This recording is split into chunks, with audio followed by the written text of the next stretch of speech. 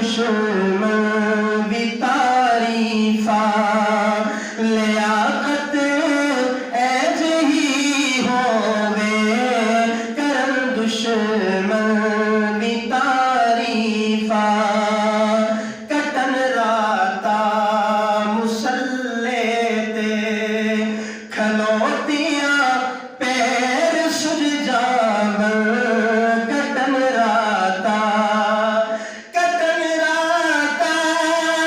مسلے تے کھلوتیاں پیر سج جاون نہ اتنا جاگ رب راکھے نہ اتنا جاگ رب راکھے عبادت جہی ہووے من يهده الله فلا مضل له ومن يضلله فلا هادي له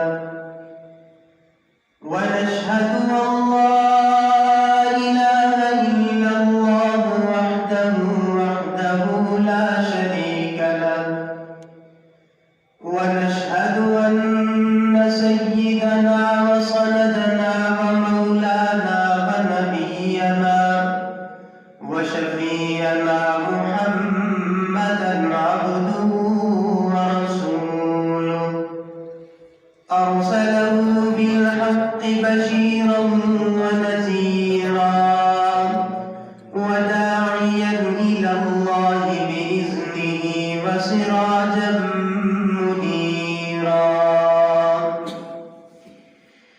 أما بعد فأعوذ بالله من الشيطان الرجيم بسم الله الرحمن الرحيم يا أيها المدثر قم فأنذر وربك فكبر وثيابك فطهر صدق الله مولانا العظيم وبلغنا رسوله النبي الكريم ونحن على ذلك لمن الشاهدين والشاكرين والحمد لله رب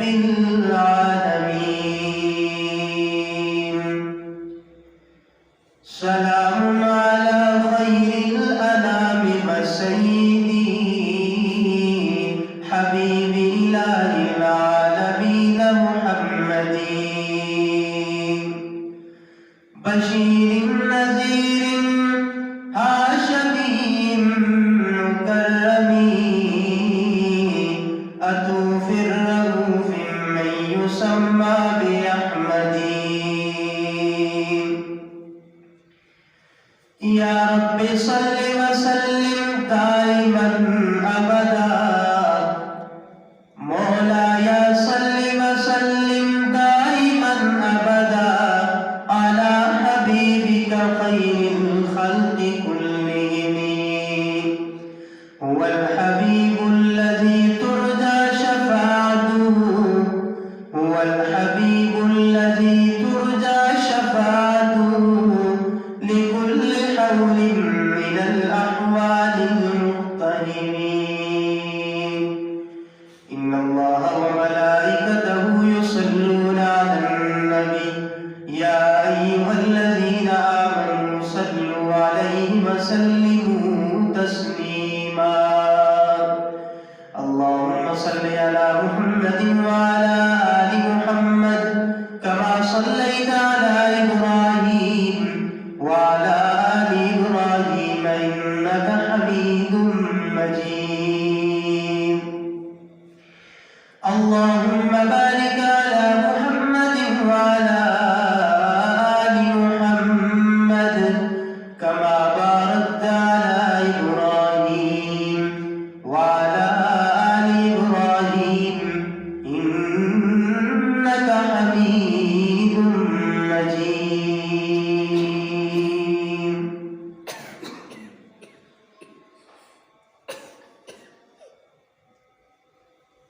واجب التکریم مسلمان بھائیوں، بزرگوں، عزیز نوجوان ساتھیوں،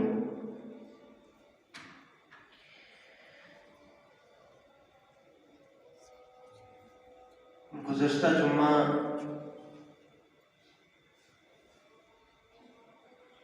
ایک عنوان شروع کیا گیا تھا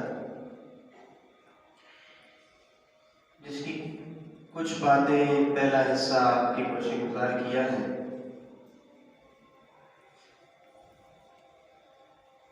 کچھ باتیں آج کی اس نشست میں ارادہ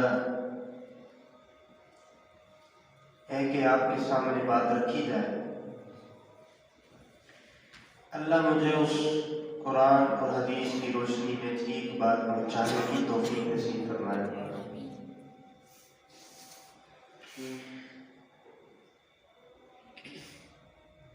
سورہ مدثر کا شان نزول میں نے آپ کے سامنے رکھا تھا۔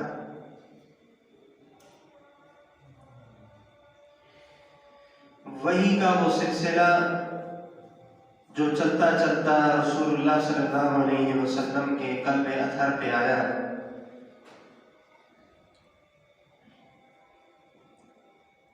اور وہ وحی جس پر آپ بڑے غمگین ہوئے، پریشان ہوئے، بیمار ہوئے،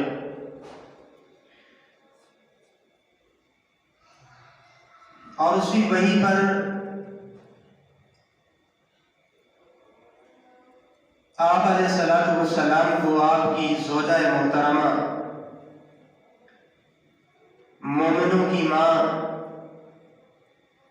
خاتون اول سیدنا خدیجہ الکبریٰ صفیہ رضی اللہ تعالی عنہا،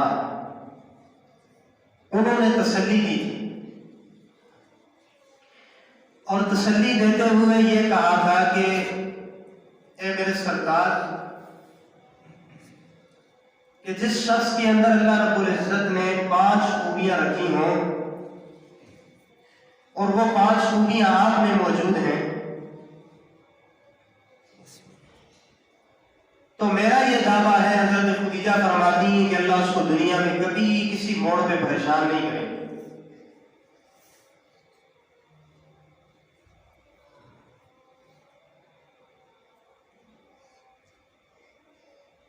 فرمایا تھا کلا واللہ ما یخزیک اللہ ابدا، کہ اے میرے محبوب، میں قسم اٹھا کے کہتی ہوں، آپ ان مکہ والوں کے، مدینہ والوں کے، یا جتنے بھی حالات آپ پہ آتے ہیں، ان سے آپ پریشان نہ ہوں، گھبرائے مت، میرا رب آپ کا معاون و مددگار ہے۔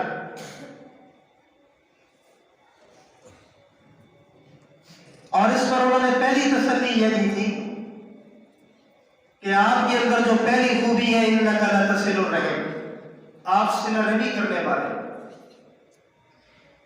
فرمایا کہ جس انسان کے اندر صلہ رحمی کا جذبہ ہوتا ہے، اللہ اس کو مرتے دم تک کبھی زندگی کی کسی موڑ پہ پریشان نہیں کرتا، کامیاب زندگی گزارتا ہے۔ اور ناکام ہوتا ہی وہی ہے جس کے دل میں یہی خیال ہو کہ یار میں نے توڑ کب پیدا کرنا ہے، برادری میں توڑ کب پیدا کرنا ہے، محلے داری میں توڑ کب پیدا کرنا ہے، بازار کے معاشرے میں دکانداری میں توڑ کیسے پیدا کرنا ہے، اس کے ساتھ کیسے بگاڑنی ہے، اس کے ساتھ کیسے بگاڑنی ہے، اس کو تنگ کیا، اس کو تنگ کیا، یہ صلہ رحمی کا جذبہ نہیں ہوتا۔ اللہ کے محبوب کے اندر سب سے بڑی خوبی یہ تھی کہ آپ صلہ رحم تھے، صلح جو تھے، اور آپ ان چیزوں کو توڑ کو، معاشرے کے توڑ اور بگاڑ کو ناپسند فرمایا کرتے تھے، جوڑ میں خوش ہوا کرتے تھے۔ حتیٰ کہ رسول اللہ کے پڑوسی کافر بھی تھے، یہودی بھی تھے، مشرک بھی تھے، لیکن اس دعوت اسلام سے ہٹ کر رسول اللہ نے کبھی ان کو کوئی اس طرح کی تکلیف زبانی نہیں دی، اور اسلام کی دعوت بھی دی ہے تو بڑے پیار سے دی، سختی سے نہیں۔ مدینہ کے یہودی تنگ بھی کرتے صحابہ کو، رسول اللہ پہ الزامات بھی لگاتے، صحابہ سنتے، صحابہ کا خون کھولتا کہ ہم ان سے بدلہ لیں، ان کو ٹکا پھوٹی کریں ان کی، لیکن رسول اللہ جی فرمایا کرتے تھے ذرا خیر ہے، صبر کر لو انشاءاللہ بہتر ہو جائے گا۔ تو مجھے اور آپ کو توجہ، مجھے اور آپ کو حضرت خدیجہ کی اس روایت سے یہی سبق ملتا ہے کہ اگر آمنہ کا نام جس کے لیے اللہ نے محبوب کائنات، جس کے لیے کائنات بنائی، اگر وہ صلح جو ہے صلح کو پسند کرتا ہے، معاشرے میں جوڑ کو پسند کرتا ہے، مجھے بھی آپ کو یہی دعوت فکر ہے، ہم نے توڑ پیدا نہیں کرنی، معاشرے میں جوڑ پیدا کرنا۔ ہر معاملے میں ہم یہ کوشش کردار ادا کریں۔ بعض دفعہ کسی دوسرے کی لڑائی ہوتی ہے، جھگڑا ہوتا ہے، ہم اپنی جگہ بیٹھ کر کہتے ہیں چھوڑو یار اس کا مسئلہ ہے، ہماری کیا ضرورت ہے، یہ غلط بات ہے۔ کوشش کرنی چاہیے، ہمت کرنی چاہیے، ایک کے پاس جائے اس کو جگہ کیا، دوسرے کے پاس گئے اس کو سمجھایا، یار جوڑ میں بہتری ہے، لڑنے جھگڑنے میں بہتری نہیں، اتفاق میں برکت ہے۔ اور ہمارے معاشرے کے بعد ایسے کردار ہوتے ہیں، ایک کے پاس جاتے کہتے ہیں وہ تو فلاں ہے ہی ایسا یار، اور اس کے پاس جاتے ہیں تو اس کا کہتے ہیں یہ بھی ایسا ہی ہے، اور تیری لگا کے آ جاتے ہیں، جوڑ کے بجائے توڑ مزید پیدا کر کے آ جاتے ہیں، ان کے دل میں آگے نفرت ہوتی ہے، مزید ان باتوں سے مزید نفرت پیدا ہو جاتی ہے۔ تو حضرت خدیجہ کی اس روایت سے مجھے اور آپ کو پہلا سبق یہی ملا کہ ہم نے اگر رسول اللہ صلی اللہ علیہ وسلم کی محبت دل میں یہ دعویٰ کرتے ہیں اور یقیناً ہے، تو ہم نے آج سے یہ عزم مصمم کرنا ہے کہ جب تک زندہ ہے، جب تک اللہ نے زندگی دی ہے، 50 سال ہے، 60 سال ہے، 30 سال ہے، 40 سال ہے، 70 سال ہے، معاشرے میں توڑ کا کردار ادا نہیں کریں گے، جوڑ کا کردار ادا کریں گے انشاءاللہ۔ کہہ دیں انشاءاللہ۔ اگلی بات سنیں، دوسری خوبی رسول اللہ کی، کلا واللہ ما یخزیک اللہ ابدا انک لتصل الرحم وتحمل الکلا وتکسب المعدوم وتقرئ الضیف وتعین علی نوائب الحق۔ آج دوسری خوبی پہ بات کرتے ہیں۔ حضرت خدیجہ نے فرمایا، سرکار مدینہ صلی اللہ علیہ وسلم کی خوبی بیان کرتے ہوئے فرمایا وَتَحْمِلُ الْكَلَّا۔ اب اس کا معنی تو عربی کے اعتبار سے اور ہے، لیکن میں رسول اللہ کی شان کے ساتھ معنی کرتا ہوں، آپ پسند کریں، یقیناً آپ کو پسند آئے گا۔ وَتَحْمِلُ الْكَلَّا، حضرت خدیجہ فرماتی ہے پہلی خوبی آپ کے اندر یہ کہ آپ معاشرے میں جوڑ پیدا کرنے والے، اور دوسری خوبی یہ ہے کہ آپ اپنی امت کا بوجھ اٹھانے والے ہیں۔ وَتَحْمِلُ الْكَلَّا، آپ اپنی امت کا بوجھ اٹھاؤ۔ آج میرا اور تیرا کوئی بوجھ اٹھانے کے لیے تیار نہیں، سگا باپ بھی سگی اولاد کا بوجھ اٹھانے کے لیے تیار نہیں۔ یہ ایسا دور گزر رہا ہے کہ کوئی بھائی کسی بھائی کا بوجھ اٹھانے کے لیے تیار نہیں۔ لیکن میرے آقا کی خوبی جو حضرت خدیجہ فرما رہی ہے وَتَحْمِلُ الْكَلَّا، آپ اپنی امت کا بوجھ اٹھانے والے ہیں، امت کا بوجھ اٹھانے والے۔ کیسے بوجھ اٹھایا؟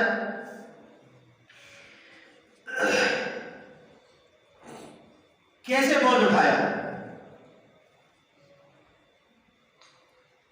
ساری ساری رات مصلی رسول پہ کھڑے ہیں اور زبان پہ یہ آیت بار بار چل رہی ہے، ان تعذبهم فإنهم عبادك، ان تعذبهم فإنهم عبادك وإن تغفر لهم فإنك أنت العزيز الحكيم۔ یہ آیت بار بار رسول اللہ کی زبان پہ، اب اس کا معنی کیا ہے سنیے، ان تعذبهم فإنهم عبادك، اور اللہ کی میری امت کے گناہگاروں کو تو عذاب دے تو تجھ سے پوچھنے والا کوئی نہیں، بندے جو تیرے، بندے جو تیرے۔ اس آیت کا معنی ہے ان تعذبهم فإنهم عبادك، اور آگے وَإِن تَغْفِرْ العزیز الحکیم. اب اس کا معنی کس میں؟ او اللہ جی، اگر میرے آنسو کی لاج رکھتے ہوئے میرا ساری رات مصلی پہ کھڑا ہونا، میری عبادت کو دیکھتے ہوئے میری امت کے گناہگاروں کو اگر قیامت کے دن تو معاف کر دے تو تیری رحمت کا بھی کوئی ٹھکانہ نہیں. تیری رحمت کا بھی کوئی ٹھکانہ نہیں.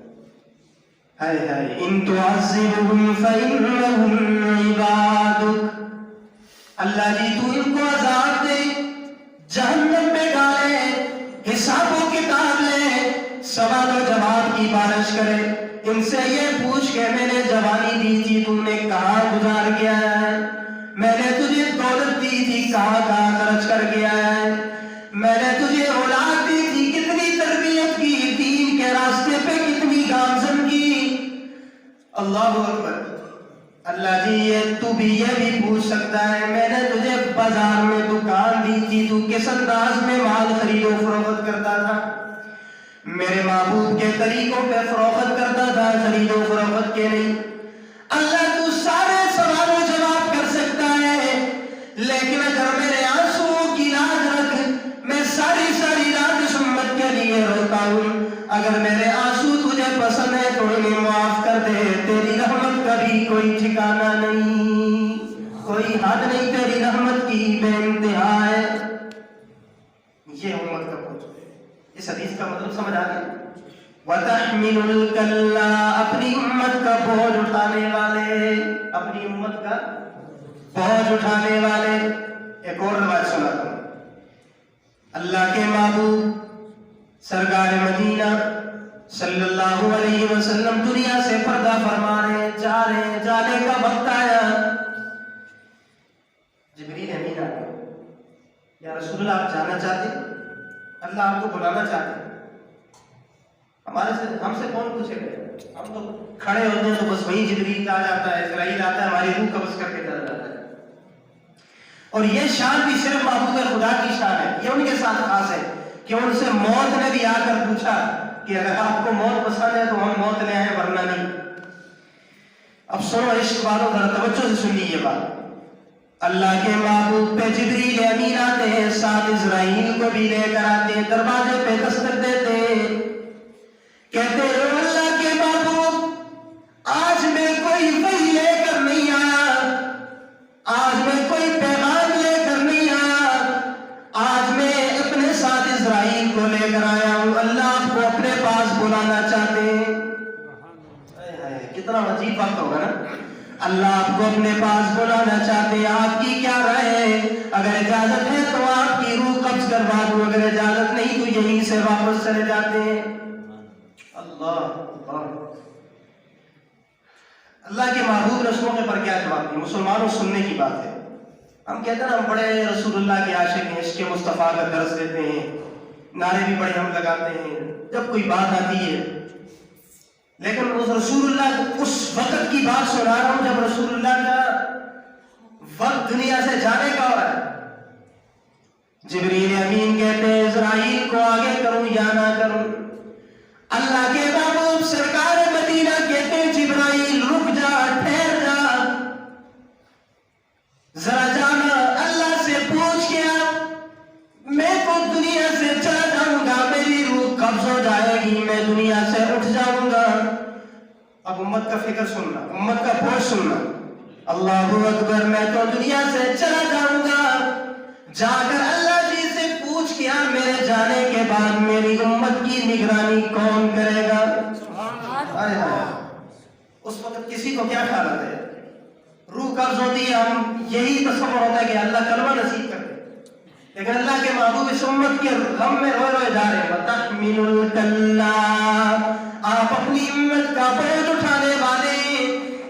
اور سنیں جبریل امین کہتے ہیں میں رب کے دربار میں واپس پہنچ گیا، اللہ سے سوال و جواب کر کے واپس آیا، اللہ سے بات کر کے آیا کہ تیرا محبوب یہ پیغام دے رہا ہے میں تو چلا جاؤں گا، میرے جانے کے بعد میرے امت کی نگرانی کون کرے گا؟ میری امت کی نگرانی کون کرے گا؟ جواب سننا، اللہ نے اپنے محبوب کو جواب دیا، جبریل جا کر میرے محبوب کو تسلی دے آؤ، او محبوب جب تو میرے پاس آ جائے گا تیرے جانے کے بعد اس امت کی نگرانی میں رب خود کروں گا۔ آج ہم اللہ کے حوالے، اللہ اکبر۔ تو میں بات سنا رہا تھا آپ کو، دو دلیلیں میں نے دی ہیں، ایک پہلی دلیل، دوسری وَتَحْمِلُ كَلَّا، آپ اپنی امت کا بوجھ اٹھانے والے، آپ اپنی امت کا بوجھ اٹھانے والے، ساری ساری رات مصلے پہ کھڑے۔ حضرت عائشہ کہتی ہیں آپ رو رہے کیوں ہیں؟ آپ کو تو اللہ نے معصوم پیدا کیا ہے، آپ پہ تو کوئی عبادت نہیں، عبادت بھی کریں آپ، لیکن آپ تو معصوم ہیں، گناہوں سے پاک ہیں، پھر کیوں کھڑے؟ اللہ اکبر۔ سرکار مدینہ نے جواب دیا، عائشہ افلا اکون عبدا شکورا، میں اس خالق کا کیوں نہ شکریہ ادا کروں، میں اس پروردگار کا کیوں نہ شکریہ ادا کروں جس نے مجھ یتیم کو ساری کائنات کا امام بنایا اور امام الانبیاء بنایا، اور امام الانبیاء بنایا۔ آپ توجہ میری طرف رکھیں، مجھے دیکھا کریں نا، بات پھر ادھر ادھر ہو جاتی ہے۔ مجھے ساری کائنات کا امام بنایا، اللہ اکبر۔ پھر اس پر اللہ کو بھی ناز آیا، پھر اللہ بولے یا ایھا المزمل قم اللیل الا قلیلا نصفہ او انقص منہ قلیلا، اے میرے مزمل والی چادر اوڑھنے والے میرے لاڈلے پیغمبر، قم اللیل الا قلیلا۔ اب اس کا معنی میں ذوق میں کروں، اگر آپ کو پسند آ جائے، جتنے حضرات بیٹھے ہیں تو آپ نے رسول اللہ کی محبت میں ضرور سبحان اللہ کہیں گے، کنجوسی نہیں کرنی، معنی سنیں، قم اللیل الا قلیلا۔ آپ تو معصوم ہیں، ساری ساری رات مصلے پہ کیوں کھڑے ہیں، رو رہے کیوں ہیں؟ جب اللہ کو بھی ترس آیا، اللہ کو بھی ترس آیا کہ ساری ساری رات میرا محبوب عبادت کر رہا ہے، تو اللہ نے جواب میں فرمایا قم اللیل الا قلیلا، او میرے لاڈلے پیغمبر اپنی خوشی کے لیے تھوڑی عبادت کر لیا کر، میری خوشی کے لیے تھوڑا سا سو جایا کر۔ اللہ کو بھی کہنا پڑا کہ میری خوشی کے لیے سو جایا کر۔ اتہاسی سیس ہے کہ نہ تھک دے، ہاں جی، فجر دی نماز بھی ہم کو نصیب نہیں، سوچنے کا مقام ہے۔ اتنی بڑی رات ہے، وہ 7 بجے شاہ کی نماز ہم پڑھتے ہیں، صبح کی نماز کتنے بجے ہوتی ہے؟ 6:30 بجے، اور مسجدیں خالی، سارے گھروں میں سو سناٹا۔ سردیاں کی راتوں میں بھی اگر سب فجر نصیب نہیں، پھر اسی رسول اللہ نے سکے دعوے دار، بڑی غلط خبر ہے۔ اللہ اکبر۔ وَتَحْمِلُ الْكَلَّا، آپ اپنی امت کا بوجھ اٹھانے والے، جملہ یاد ہے نا حدیث کا، آپ اپنی امت کا بوجھ اٹھانے والے۔ وہ شاعر کیا کہتا ہے، کرن دشمن بھی تعریفاں لیاقت ایج ہی ہووے، کرن دشمن بھی تعریفاں لیاقت ایج ہی ہووے، کرن دشمن کٹن راتا مسلے تے کھلوتیاں پیر سج جاون۔ سردی اتنی تو نہیں، جتنے تسی کہنے جائے سبحان اللہ، اتنی سردی بھی نہیں نا، اونچی آواز سے کہنے سبحان اللہ۔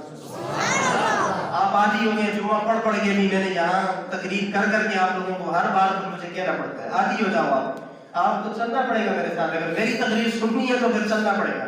ذرا محبت سے کہیں سبحان اللہ۔ کرن دشمن بھی تعریفاں لیاقت ایج ہی ہووے، کرن دشمن بھی تعریفاں کٹن راتا مسلے تے کھلوتیاں پیر سج جاون، کٹن راتا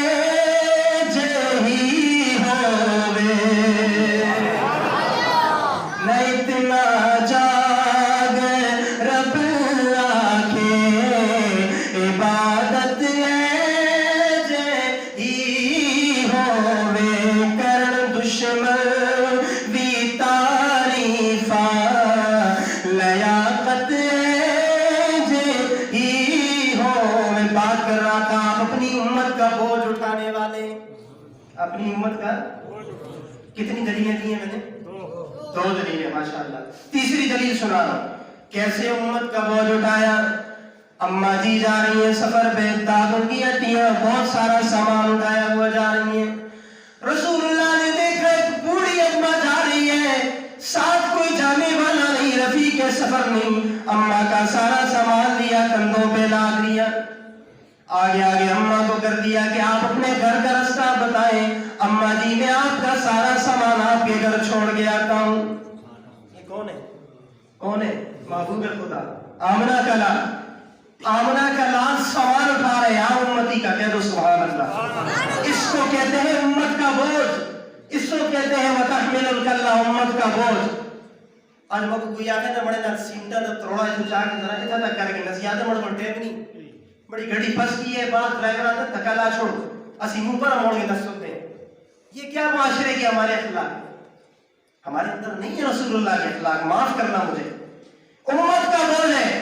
ایک مائی جا رہی ہے, اس کا سامان کندھوں پہ لادا رسول اللہ نے. رسول اللہ نے کہا اماں جی تو ذرا آگے آگے چلنا, مجھے راستہ بتانا, میں تیرے پیچھے پیچھے اقتدا کرتا ہوا آؤں گا, جہاں تیرا گھر ہوگا مجھے بتا دینا. جاتے جاتے رسول اللہ صلی اللہ علیہ وسلم راستے میں وہ اماں ایک باتیں کر رہی ہیں. اماں کہتی ہے او بچہ تو کتنا خوبصورت جوان ہے. اماں کو کہہ رہی ہے نا, رسول اللہ کو کہہ رہی ہے. اماں کہہ رہی ہے او اماں جی کیا تو نے رسول اللہ کے عشق میں جملے گئے. کہتی ہے تو کتنا خوبصورت جوان ہے, تیرے ماں باپ کتنے اچھے ہوں گے, تیری تربیت کی ہے, تیری نظر بھی نہیں اٹھ رہی, تو فضول بات بھی نہیں کر رہا, میرے پیچھے پیچھے چل رہا ہے. لیکن میں تجھے ایک نصیحت کرتی ہوں, لیکن میں تجھے ایک نصیحت کرتی ہوں, مکہ میں ایک محمد نبی نوجوان آیا ہے, اس سے بچ کے رہنا. اب رسول اللہ ساتھ جا رہے ہیں نا, جگر ہے نا, اتنا بڑا جگر آئی ہم کو کوئی ہے مولی صاحب دے میں آپ پہ چھپا دو, ہمیں کوئی کہے آپ کو کوئی کہے. کیا کہا مکہ میں ایک محمد نبی نوجوان آیا, اس سے بچ کے رہنا, اس کے قریب نہیں جانا.